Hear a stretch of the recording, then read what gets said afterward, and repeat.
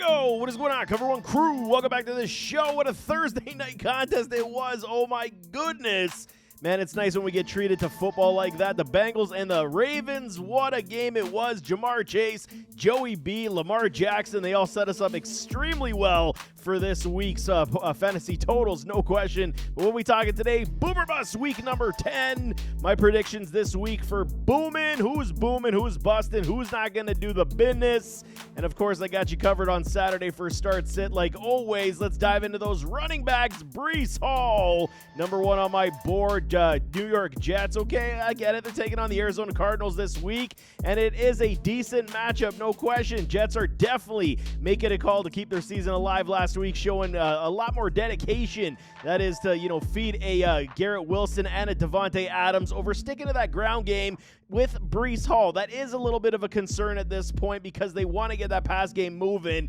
Holding only 55% boom rate so far this season. Hall is definitely coming off 2 busts in a row, and it is not looking good, but he's looking to have a huge bounce back versus a Cards team. I mean, that they can hemorrhage a lot of points on the ground, which is good news for us, ranking as what? The 14th ranked running back right now as of today. I mean, this isn't the Breece Hall that we all know, and people are starting to get frustrated. I completely understand, but have no fear. It is very clear to me. Back to boom for Breece this week. Rico Dwaddle, man, taking on the Philadelphia Eagles. Okay, and I know, I get it, okay? Rico, he's hit very well the past several weeks amidst my displeasure in saying and promoting him to be a starting running back, hitting 3 boom games out of the last 4 and dealing with an illness in one of those contests to make it 5 as well. Rico's been very reliable, very consistent, but I mean, the Cowboys overall, it's been a brutal season so far, and losing Dak Prescott does not make anything better whatsoever. And it could be season-ending injury from what I'm seeing. They said that he might have tore part of the hammy right off the bone, which means he could be in for some season-ending surgery as well. So keep tabs on that one as well. Nothing official just yet, just hearing rumors about it. So we enter Cooper Rush for these Dallas Cowboys. It's going to be ugly. I mean, it's going to make life tough on everybody in this offense. CeeDee Lamb, Rico, etc. And I mean, this is going to leave Rico in a very tough stretch overall, especially taking on these Eagles. No question, their front 7 is coming, so a bust for the Rico Dwaddle taking on these Eagles. It's going to be tough sledding, no question. Christian McCaffrey, CMC, look who's back, baby. He's ready to suit up. From what it says right now, early report says that he is looking good, and it appears he's also been hitting the gym the whole time since he's been out. He's added muscles on top of muscles. I don't know what the hell. Did he really need to be more fit? But it's good. Everything is good and positive, and I get it. A lot of y'all that drafted a CMC, you're likely on the bottom end of your fantasy leagues, but if you did manage to stay alive, this is definitely good news. While I do think this could be something of a snap count early on, trying to ease him back into football action, I could definitely see that as we see the contest start early, but if he's playing, we're absolutely firing up him, and don't think twice, because the 49ers also coming off that bye week. Get their act together, start winning some games, stringing some contests along, and getting a superstar like CMC back only provides the good news. Boom on his return for a Christian McCaffrey. I'm going on a limb. I don't care. If he's playing, I'm playing him, and I'm definitely thinking a boom is coming. Tyrone Tracy taking on the Carolina Panthers in Germany, one of the last contests overseas for the NFL's International Series. And I mean, one of the better stories coming out of the NFL this year for these rookies has to be this product coming out of Purdue. Tyrone Tracy, unbelievable. He's been so good, man. Splendid draft class it was for these New York Giants, snagging guys like Neighbors, Tracy, Theo Johnson, and they're just getting started, man. Tracy is proving to be extremely explosive. The true 3-down back that we're looking for. And I mean, when I scouted his film this offseason, I did question that in his game. Would he be able to hold up with a giant workload? And so far, so good, man. Coming off a bust game after dropping 3 or 4 booms. I mean, it's good, man. They take on the rejuvenated Panthers squad in Germany, which is interesting. Panthers playing very well. Bryce got a win last week. And I mean, they're going to compete, but they're not going to do much of the business. And this still has many issues on defense, no question. Any offense can run on them at will. The Chuba Hubbard also signed an extension this week, so that is good news for them as well. But Tracy's earned the role over Singletary at this point, looking to bounce back in a very very big way. I'm trusting Tracy again this week. Boom time for this running back. No question. Wide receivers, Jordan Addison, my dude. Since coming back from his injury, I mean, Addie's been decent, but he hasn't been necessarily over the top. Obviously, playing with guys like JJ, it's going to be tough to garner much of the volume, but I mean, you can see Coach O'Connell is starting to get him more involved in the pass game, which is good, coming off a boom of a fabulous TD grab. Man, we saw some good catches last week. And, I mean, the positives are only continuing to grow. I mean, things that can continue to build for an Addy. And, I mean, if you guys have followed me for a while now, you know Jordan Addison is my dude. He's one of my guys. I threw a lot of support. He was my top-ranked wide receiver in his draft class. And I'm throwing full support on him again this week. Business is booming for my dude, Addy. No question. Brian Thomas Jr. taking on the Minnesota Vikings. Okay, and keep it in the same game, looking at the super rookie, Brian Thomas Jr., he's been everything that we expected, loaded with ability, hands, skills, speed, separation, and Brian Thomas just going to continue to grow, continue to get better, to be one of the better wide receivers in the NFL. Unfortunately, I mean, he was dealing with the chest contusion, was no worse for wear last week, finished that contest, but it appears we have some issues with the Trevor Lawrence. That shoulder injury is likely going to make him sit this week, and hearing rumor as well, it could actually turn into a season-ending injury, which a surgery needs to fix up and clean up. So this is a big problem to watch for this Jags offense that has been sputtering overall anyway. However, I mean, who do we have to back up a Trevor Lawrence? We got Mac Money Jones. He deserves another shot. Let me tell y'all right now, man.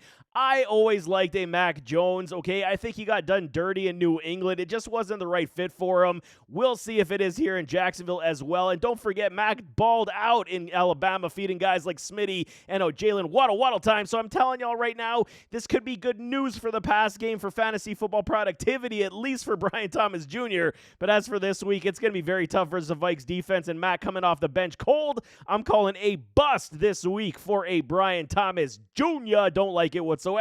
Khalil Shakir taking on the Indianapolis Colts. Bills Mafia, baby.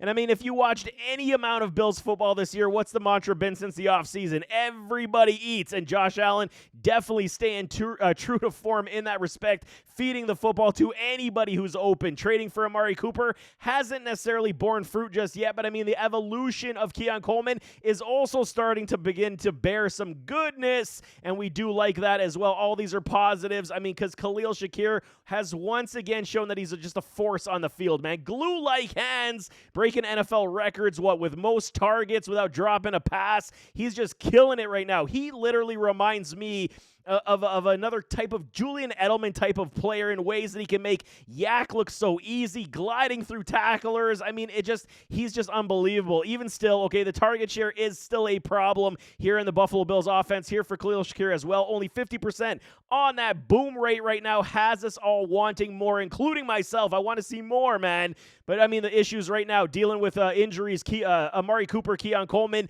they're both dealing with a wrist injury. We will see if they do suit up this week, where I can see them actually either being decoys or sitting this week as they gear up to play the Kansas City Chiefs in Week 11. So keep tabs on that one as well, because I could see that happening. But I mean, this has got the makings. Even if Keon and Cooper do suit up, Cooper and Keon do suit up this week, I mean, I'm telling you, this got the makings of being a Shakir day in a very big way. I'm calling a boom for one of the most underrated wide receivers in this league. He is going to have a day. Jalen Coker, man, for the Carolina Panthers, taking on the New York Giants.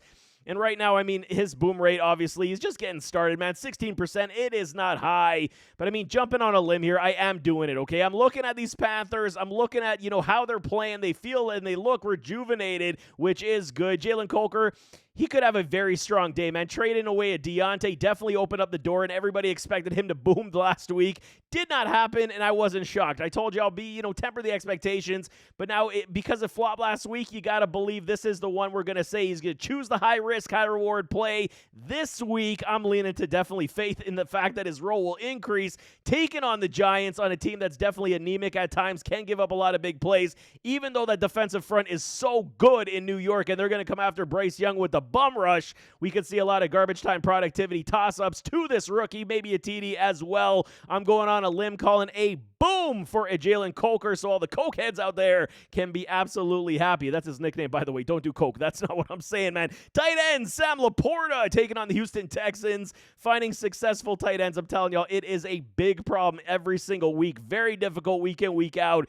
And I mean, the largest disappointment continues to be a Sam Laporta. He's Laporting down the business, not up the business. And I mean, the Lions, they realize saving this man maybe for the playoffs is kind of where they're going with this. It's massive to keep him healthy for a long playoff run.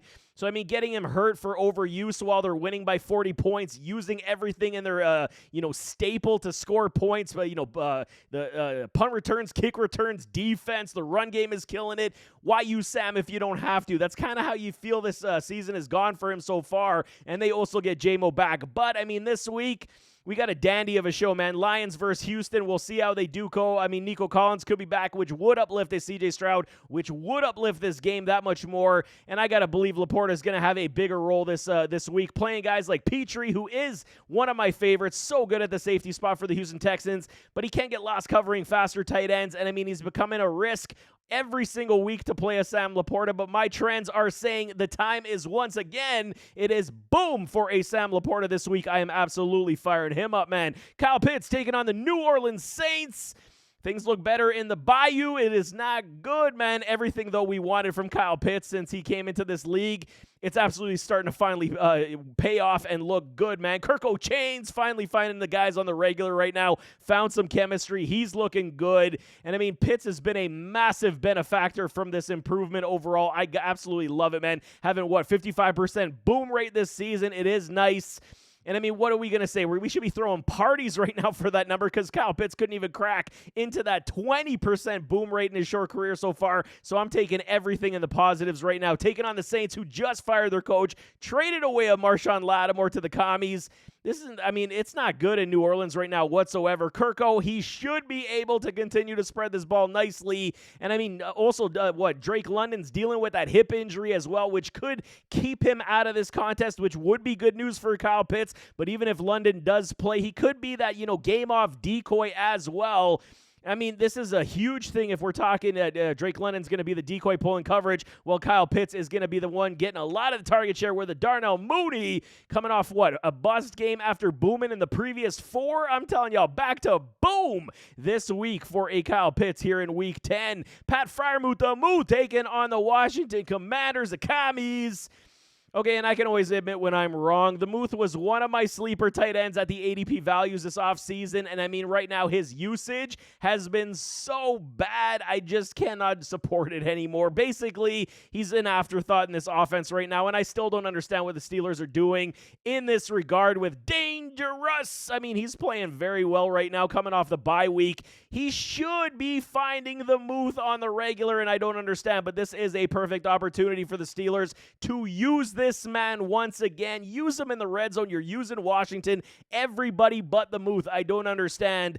But I'm at the point right now, I need to see it to believe it, man. Bust once again for the Muth incoming. I do not like it. Kate Otten, last one on the board, taking on the 49ers. And yes, I know I've had Kate Otten on my list for 3 weeks now. But how can you not keep promoting this beast of a man? Man, he's been defaulted as the number one target for a Baker Mayfield. Now without Evans and Godwin, like we've seen over the past 3 weeks, he's eating defenses for breakfast and giving us that mass point totals that we're loving, man. 55.5% on the boom rate right now for Kate Otten, and he's looking like a baby Gronk out there, taking punishment, taking hits, and he's coming down with everything to come his way. Taking on these 49ers, I mean, they're coming off the bye as well. Otten could see a lot of Fred Warner, future Hall of Famer. That's going to be bad for business as well. It could limit the overall ceiling, but I'm still buying once again for this for a very good floor. Boom for Cade once again this week. But there you have it. That is week number 10. Boomer bust. Who's going to boom? Who's going to bust? I got you covered, and it is going very well. Hopefully everybody's winning their games, getting their dubs, and I got you covered. Drop your comments and the questions on this one, and I got you covered on Saturday for Start Sit, like always. But nevertheless, as always, don't forget to hit that like button, hit that subscribe button, jump in those comments like I'm saying, and we'll see you next time. I am out.